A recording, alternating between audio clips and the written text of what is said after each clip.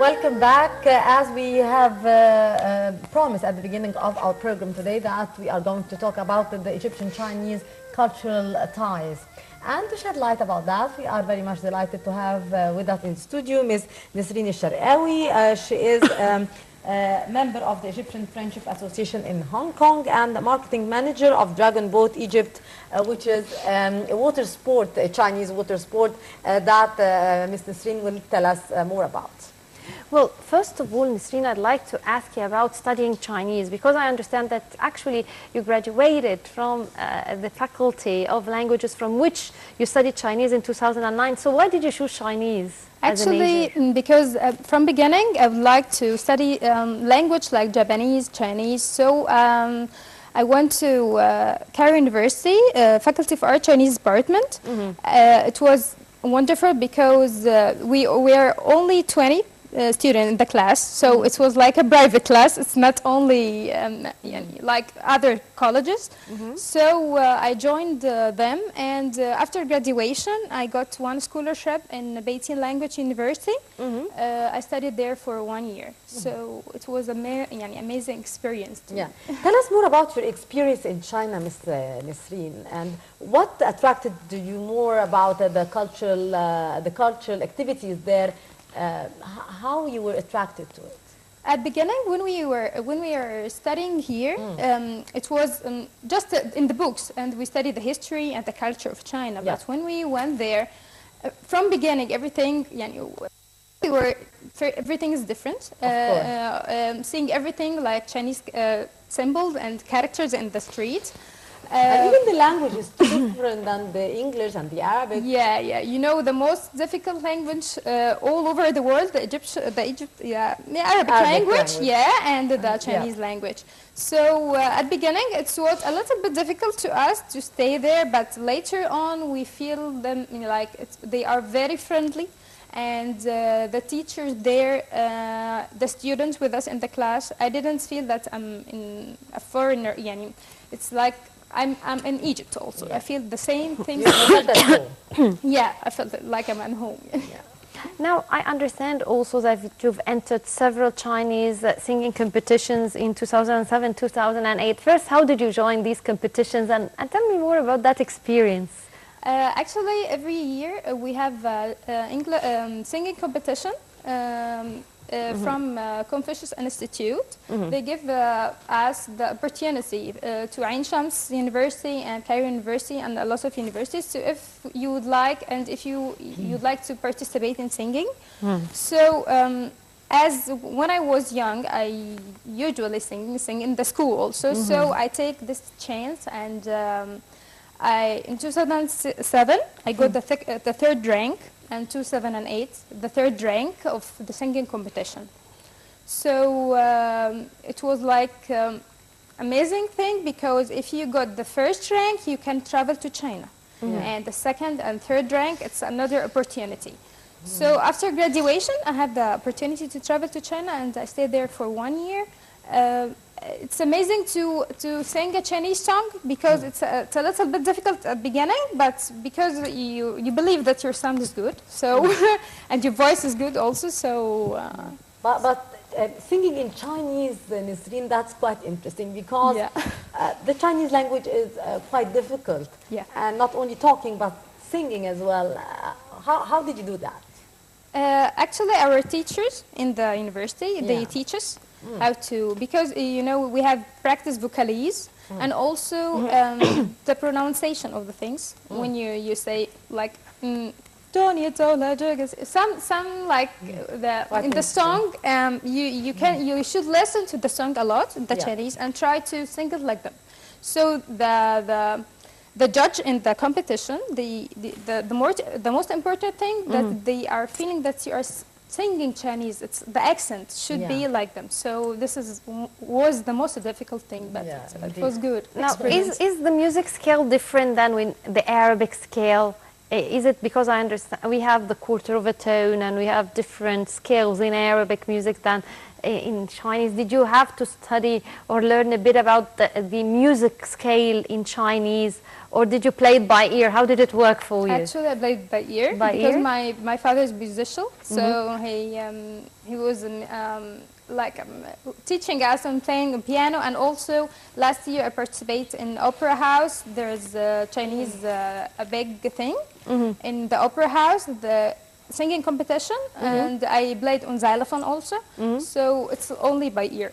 Wow. Yes, and now Nesreen, can you sing for us a little Okay. song? 终于走了这个铁定，别人怎么说舞步里真有你呀一眼的肯定。为万一再要海角的随你去，我知道一切不容易。I don't know what does it mean? Do you know the meaning? What does it mean? It's like finally I took the decision to spend all my life with you, and I don't care It's about a love song. Yeah, it's a love song. Yeah. Now I understand that also you teach. Teach. Yeah, because during it, according to the bio you sent, you said that when you traveled to China, you used to study and work in other words. Yeah. You worked. Actually, I was working as an e-marketer to put golf equipment with a Chinese company. They teach me how to put golf equipment in Australian website and American website. So it was an amazing experience to work there with the community, the Chinese community. And I feel it's a great opportunity to anyone when he go there to study and work together. Yes. Nesreen, you are the marketing manager of Dragon Boat Egypt. What's the Dragon Boat, which is, as you told me, is a Chinese water sport? How you introduced it in Egypt, and can you tell us more about this? Actually, Dragon Boat Egypt is a community team building sport. It's a nationalism story in China. So we about the Chinese culture and the Egyptian culture, we bring these two together and we bring the Dragon Boat to River Nile. So the first International Dragon Boat Festival was in 2016. And then we continue making it's a yearly event? Yeah, it's a yearly event, and we also making 3 times or 2 times per year. Now I'd like to understand. So it's a boat in the shape of a dragon, is it? Excuse me, Rasha, but some photos here are shown on the screen. Yeah, it was in Dragon Boat training before the competition, as we have some trainings before the competition. So now these pictures. I'm interested in. Is it you move it by rowing? Yeah, that's rowing. It's like paddles? Yeah, paddles, and every boat contain 12 paddlers. 10 of them paddle and 1 on the drum, because as you see here, keep the beat. Drumming, and the other one with the steeler to make the direction of the boat. Okay, it's quite interesting because it's a sport with music and to encourage the paddlers to be to keep get the first rank in the competition. It's quite interesting, Ms. Nesreen. Ms. Nesreen, how did you introduce this sport to Egypt? Actually, this sport is worldwide.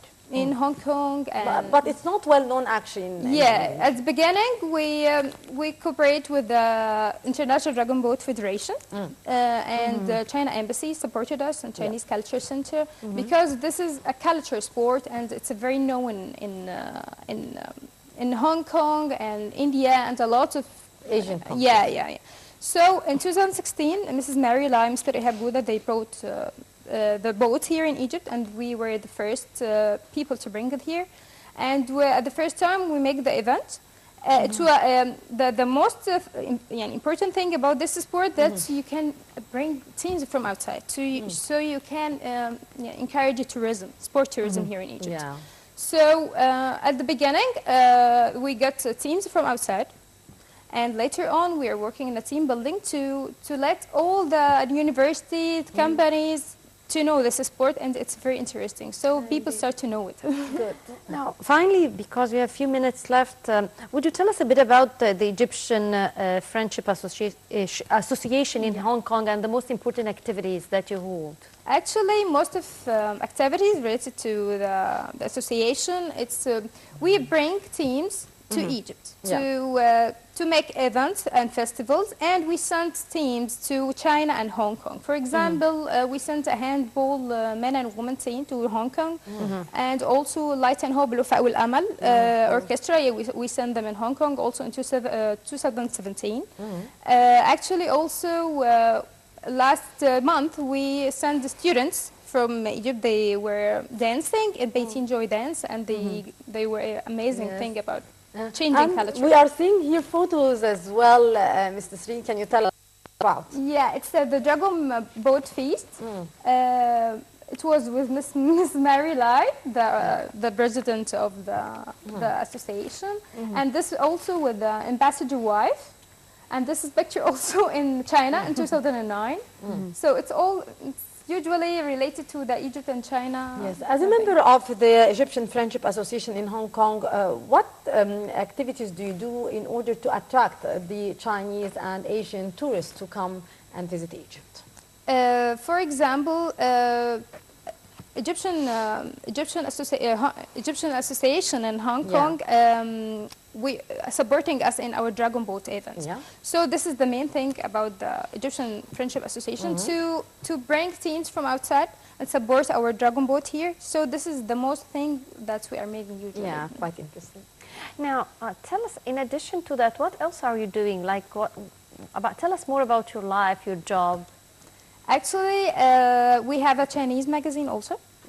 Yes, it's called Egyptian Chinese Magazine. We are targeting all the Chinese community in Egypt, and it's a good chance for the Chinese to know about places in Egypt. Actually, I have copies also. Yeah. So this is it's called Zhong Ai Yui. It's in Chinese like that, and all our events we put it here related to Egyptian and Chinese, but everything in the magazine. Chinese. So we are targeting the Chinese. We put this magazine for the Chinese community as well. Yeah, in Egypt. We put it in China Embassy, all places, all Chinese companies here in Egypt to know and to make the interaction between the Egypt and China also. Yeah, indeed. You are very much influenced by the Chinese culture and the Chinese language, and you even sing with the Chinese. So from your point of view, Ms. Nesreen, what are the most common feature between the Egyptian and Chinese culture? What attracted you more and was close to your heart? Actually, when I was there, the civilization and the culture. It's very common. We have the pyramids, they have the Great Wall, and we have temples. They also have temples there. And when I went there to see these places, I feel it has a history, it has a culture. So this is the common thing between us and them. And actually, their way of living there, it's also like us, because the way they raise their children, they are very caring about that, and the education also. So the Eastern flavor. Yeah, indeed. Well, I'd like to thank you very much, Ms. Nesreen Ahmed, member of the Egyptian Friendship Association in Hong Kong, as well as the marketing manager for the Dragon Boat Sport here in Egypt. Thank you very much for this interview. Thank you very much, Ms. Nesreen. Well, and it's time to wrap up today's episode, but before we end it, I'd like to thank my colleague Mahisti Rabia. Thank you very much, Mahisti. Well, you were in the company of Mahisti Rabia and Rasha Madi, and till we meet again with a new crew, it's goodbye.